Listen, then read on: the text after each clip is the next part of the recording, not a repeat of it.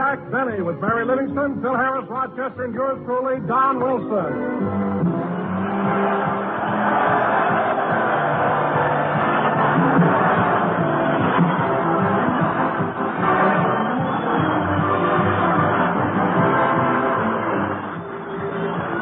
And now, ladies and gentlemen, from the Army Air Base at Gardner Field near Taft, California, we bring you our master of ceremonies, the one and only... Oh, no, you don't, Bud. No, you don't. You ain't pushing just anybody off on us.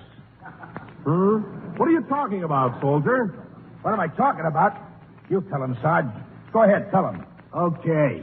Look, Fatso. We can't do anything about what time they make us go to bed or what time they make us get up. But week after week, they blow a bugle, line us up, march us into this hall to listen to what they call entertainment, and we're sick of it. Now, wait a minute, fellas. You keep out of this, Bob. Yes, sir. Now, as I was saying, Fatso, the fellas here appointed us as a committee to sort of pass on the entertainment, see? Yeah. In that way, why, we protect our boys from stepping into those civilian booby traps. Booby traps? So listen, Chubby. You tell us who you're going to bring out here, and we'll tell you if it's okay. Well, all right, if you must know, it's none other than Jack Benny. Jack Benny, huh? What do you think, Sarge? I don't know. What do you think? Well, it's either him or spending a half hour in Taft.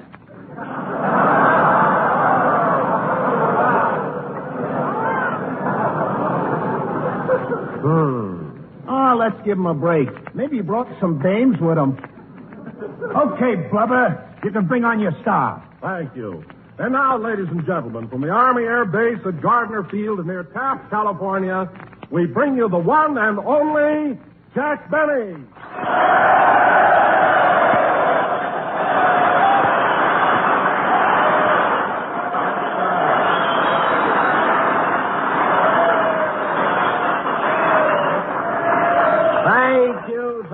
Thank you. Hello again. This is Jack Benny talking. And Don, isn't it nice being out here at Gardner Field, situated on the shores of beautiful Lake Buena Vista? Imagine being stationed in a place where you can go trout fishing, swimming, and diving. Oh, hubba, hubba, hubba.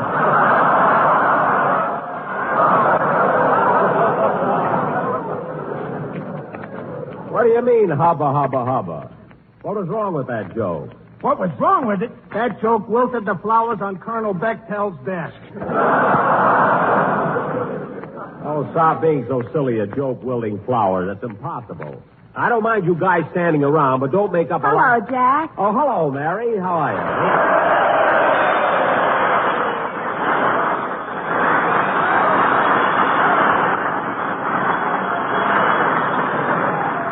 I'm glad you got here, Mary. Now maybe we can get on with the show. Yeah, but you know, Jack, the strangest thing happened just now. Really? What was it? As I walked in here, the flowers in my hair wilted.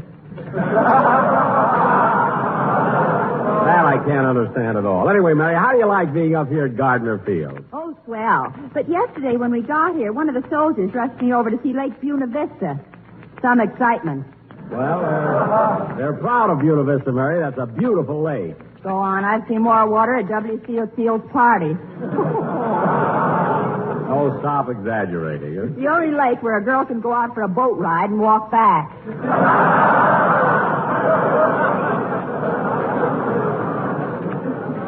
Mary, it isn't that shallow. Then how come the fish are sunburned on one side? Mary, please, isn't there anything else you can talk about? Oh, sure. You know, Jack, last night I was out with a soldier. Look, you hear about the girl going out with a soldier, so let's not have any of that on our show. But, Jack, last night I was out with a soldier. Mary, I don't want you to... Let her talk. Let her talk. Thanks, fellas. Now, as I was saying, Jack, last night I was out with a soldier, and just because I wouldn't give him a kiss, he said he was going to end it all. And then he laid down on the railroad track. Oh, well, don't worry about it, Mary. I've heard about the train service around here.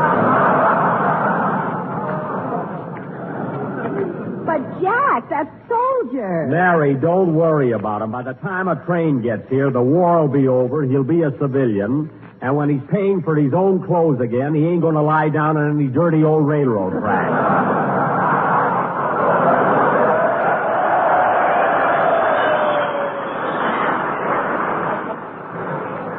So let's forget about it and get on with the Come in. Mr. Penny, Yes? on behalf of the United States Army Air Force stationed at Gardner Field, I wish to present you with these wings. Wings? Yes. I'm sorry the rest of the chicken got away. Goodbye.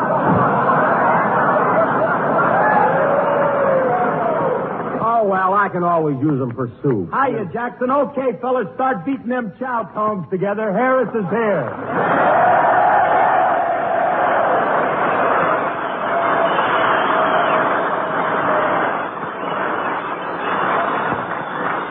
Oh, brother. Thanks, you pretty things. You know something? You guys really know talent when you see Phil, it. keep quiet. But these guys really know talent when they... Phil, will you... Let him talk. Let him talk. I don't mind letting him talk, but he doesn't have to be so hammy about it. Hammy, you're the one that gets all the receptions. Look what happened yesterday when we got off of the bus. Who took the bows? You did. I didn't get no welcome. What are you talking about? When we got here and I signed all those autographs, I sent every one of those soldiers over to get your autograph, too. You did that just to show off. You know I can't write. Well, Phil, I really forgot that you couldn't write. I didn't mean to embarrass you. You didn't, huh? Then why did you hide my rubber stamp?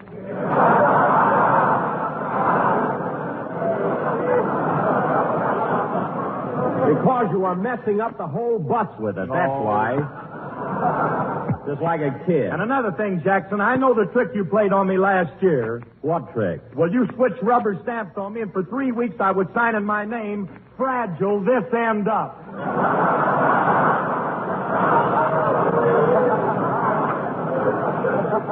What? Mary told me. Well, Phil, anybody who doesn't know how to spell his own name ought to be ashamed of himself. Phil, do me a favor and play something, will ya? And now, fellas, come in. Mr. Benny, Yes? did some silly guy come in here a while ago and present you with a pair of chicken wings? Yes, but I threw him away. Oh. Well, would you mind telling me where you threw them? Why? Are you hungry? No, I'm the chicken. What?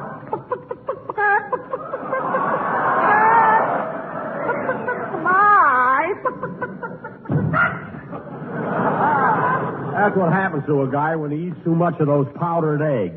Play, Phil, will you?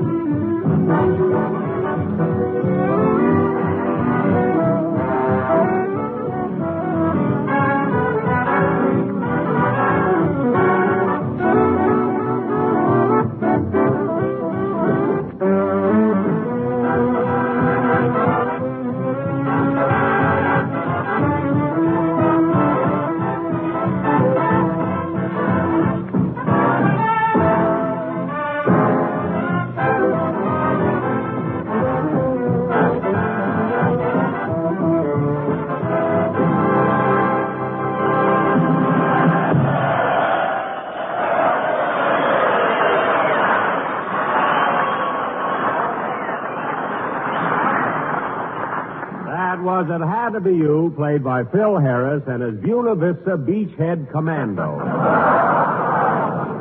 Say, Phil. Yeah. Phil, I thought you were supposed to sing in that number. Look, Jackson, I ain't singing no song. I got enough to do rehearsing the band, getting those big laughs, and driving the bus. Anyway, when are you going to hire a singer for this show? Well, Phil, I tried to get a singer last week. Oh, sure. You tried. Why don't you tell him what happened Thursday night? Mary. Go ahead, Jack. Tell him how you tried to get John Charles Thomas. Mary, please. Well, if you won't tell him, I will. Listen, fellas, it was Thursday night. Mary, I don't want you to... Let her talk. Let her talk. Thanks, fellas. Well, anyway, it was Thursday night, and Jack had invited me over to his house for dinner. There were just the two of us, and we were finishing eating when all of...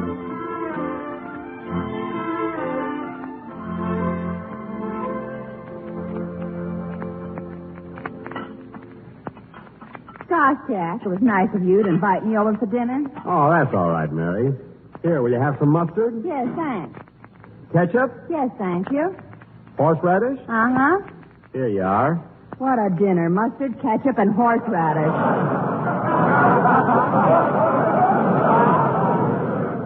Don't worry, Mary. The surprise is in this casserole. Look.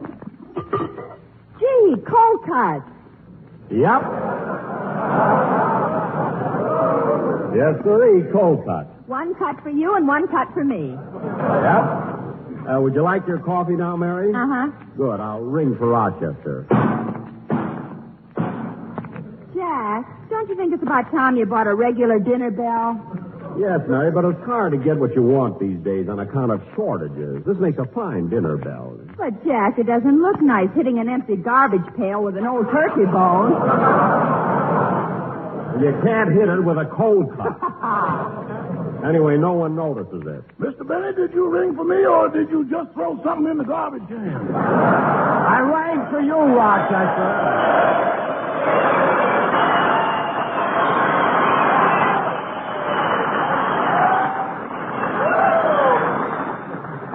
Rochester, bring Miss Livingston her coffee, and I'll have a cup of tea. Sorry, boss, you'll have to take coffee, too. Why? The tea bags haven't come back from the laundry yet.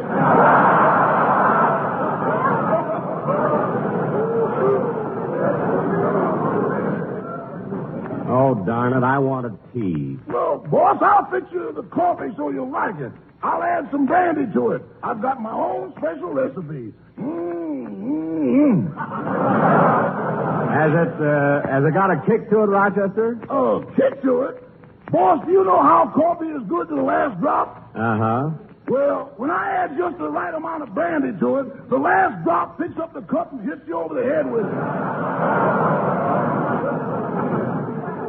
Rochester. One drink of my coffee and you sit around all night, percolating.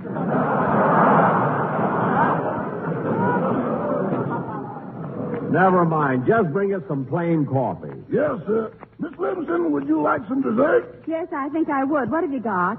Well, there's ice cream, rice pudding, custard, and chocolate pie. Gee, they all sound good. What would you suggest, Rochester? The custard is the best buy. The Best Buy? Rochester, I'm not charging Miss Livingston for the dinner. Now bring some coffee and custard. Yes, sir. Say, Jack, it's getting close to Sunday. What are you going to do about a singer for your program? Well, Mary, I haven't given up hopes of getting Sinatra yet. Oh, I think you ought to forget about Sinatra. He has too much radio work already. He's on the hit parade, and besides that, he's got another show of his own. Oh, yes, one-man famine. You know, Mary, one of my writers gave me that gag for last week's show, but I'd never used anything that corny, you know. Yes, I know. Anyway, I'm not going to worry about him. I'll find a singer. Say, Mary, do you want to hear some good music? I bought a new record for my phonograph. It's about time. I'm getting tired of the Sheik of Araby. I don't know, Mary. It's a pretty good number to dance to. Anyway, wait till you hear this new one. I'll wind up the phonograph. Oh, darn it, the horn keeps falling off. There, it's fixed now. Here's the new record, Mary. Which side do you want to hear first? How do I know? What songs are on it? Well, on one side of the record is John Charles Thomas singing When My Boy Comes Home. And on the other side is Spike Jones playing I Kissed the Butcher's Daughter Till Her Old Man Put Up a Beef.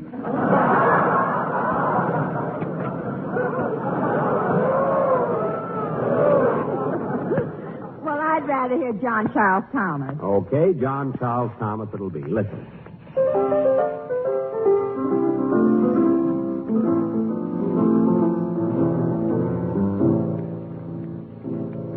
Said Mrs. McGinn to Mrs. O'Flynn, someday when the war is won, won't it be grand when the soldiers land and you go to meet your son?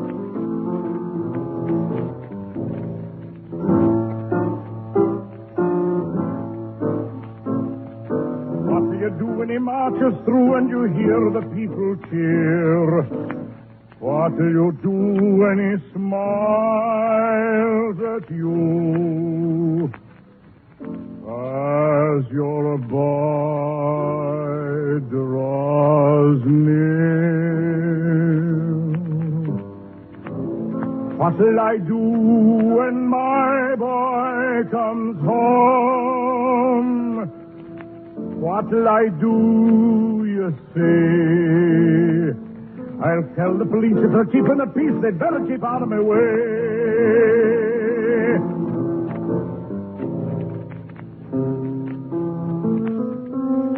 For when my boy comes into view, I'll fight my way till they let me through.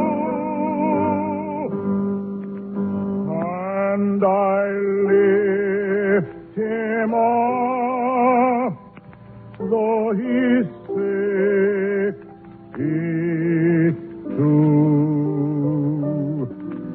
Into my arms as I used to do, and I'll carry him home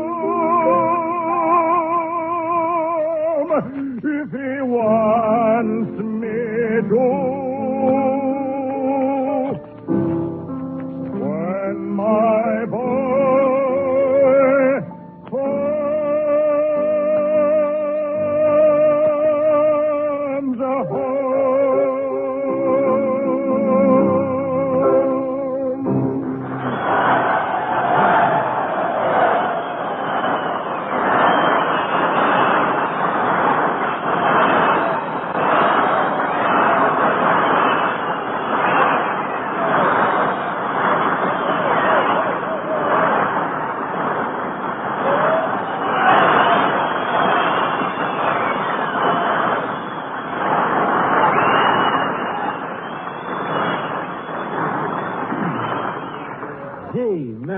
Wasn't that wonderful? What a voice. What volume. Jack, what an idea. Why not get John Charles Thomas for your singer? Think of the dignity it would lend the program. Say, Mary, that would be terrific. Let's go over and see him right now. Oh, Rochester, get the car. We're going out. But, boss, I expected to have the night off. We're having a big New Year's party.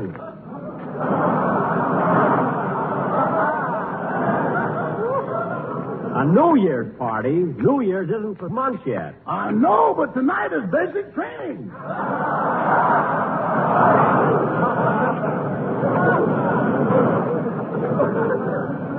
Never mind. Get the car and drive us over to Mr. Thomas's house. Okay. All right.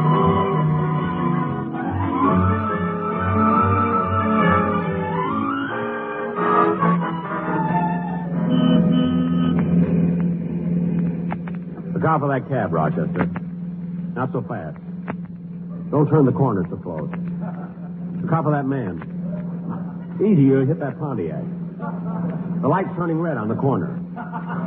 Put your hand out if you're going to turn. Watch out for that safety zone. Doggone, this is the only automobile in town with a co-pilot.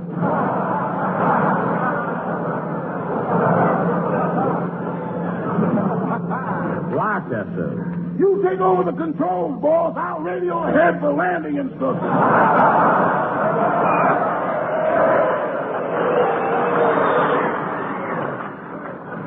Rochester, will you? Hey, Mary. Mary, look, there's Fred Allen. Hello, Fred. Jack, that isn't Fred Allen. That's a soldier wearing a gas mask.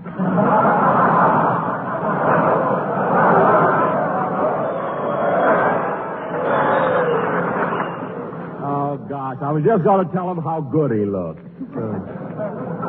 Hey, slow down, Rochester. There's where John Charles Thomas lived.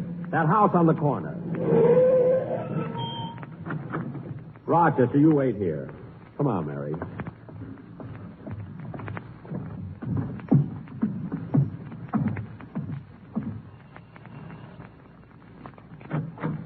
Yes? I'd like to speak to Mr. John Charles Thomas. Who shall I say is calling? Mr. Jack Jerk Benny. Mary, please. Just tell him it's Jerk Benny. I mean, Jack Benny. Yes, sir. Come right in. Mr. Thomas is in the next room.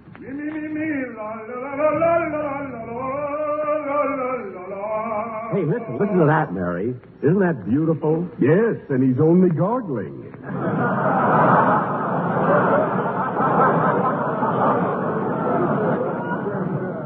Must be a pleasure to hear him brush his teeth.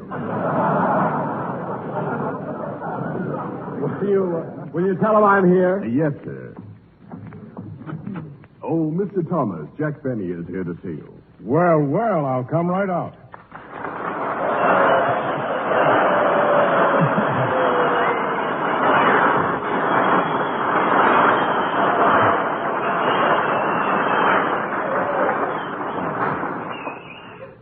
Hello, Jack. Hello, Mary. To what do I owe this pleasant surprise? Well, Mr. Thomas, getting right to the point, I'm looking for someone to sing on my radio program, and I thought someone as famous as you would be perfect for it. Jack, you compliment me. Oh, I mean it. I think your voice would lend dignity and prestige to my shows. Jack, you flatter me. And I'm here to make you a financial offer. Here comes the insult. Mary, please. Now, the fact is, Charles, Charles? that's your middle name. Oh, yes. Look, Mr. Thomas, I won't mince words. You see, Dennis Day worked for me, and after 5 years, I paid him $35 a week. I see. But naturally, I wouldn't expect an opera singer like you to work for that kind of money. Naturally. So instead of offering you $35, I'm willing to stretch it just a little bit and give you... Pardon me for interrupting, Mr. Thomas. Yes, Martin. I'm leaving now for my night off. Oh, yes. And, Martin, before you go, I'll give you your weekly salary. Thank you, sir. Here you are. 20, 40, 60, 70, 80, 90, $100. There you are, Martin. Thank you, sir. Now, what was it you were saying, Mr. Benny? Well,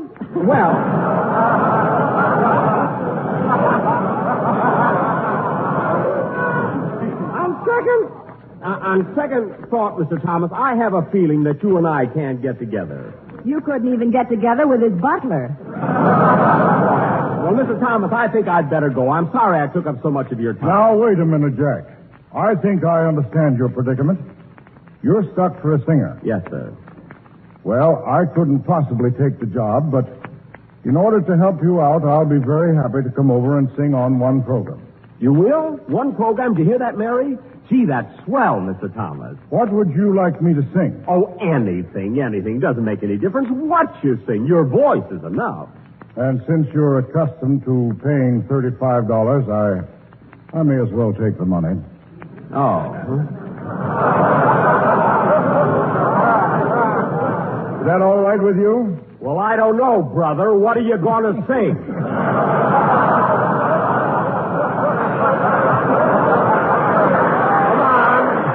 Come on, tell me, what are you going to sing? Well, I don't know, Jack. I don't have a very large repertoire. What? What was that you said? I said I don't have a very large repertoire. Well, brother, from where I'm standing, you have the... I'm not going to say it. I'm not going to say it. Now, look.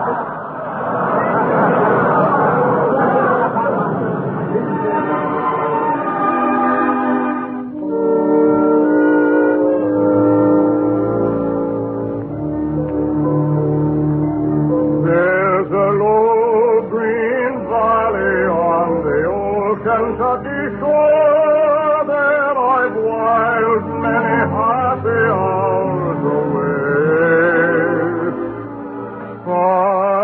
sitting and singing by the little cottage door where lived my darling Nellie Gray. Oh, my poor Nellie Gray, they have taken you away, and I'll never see my darling anymore. I'm sitting by the river, and I'm weeping all the day, for you've gone from the old Kentucky shore. When the moon had climbed the mountain and the stars were shining too, then I'd take my darling Nellie Gray, and we'd float down the river in my little red canoe, while my banjo sweetly I would play. Oh, my poor Nellie Gray, they have taken you away, and I'll never see my darling anymore.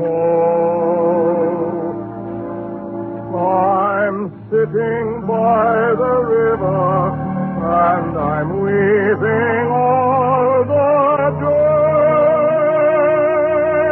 for you've gone from the old Kentucky shore.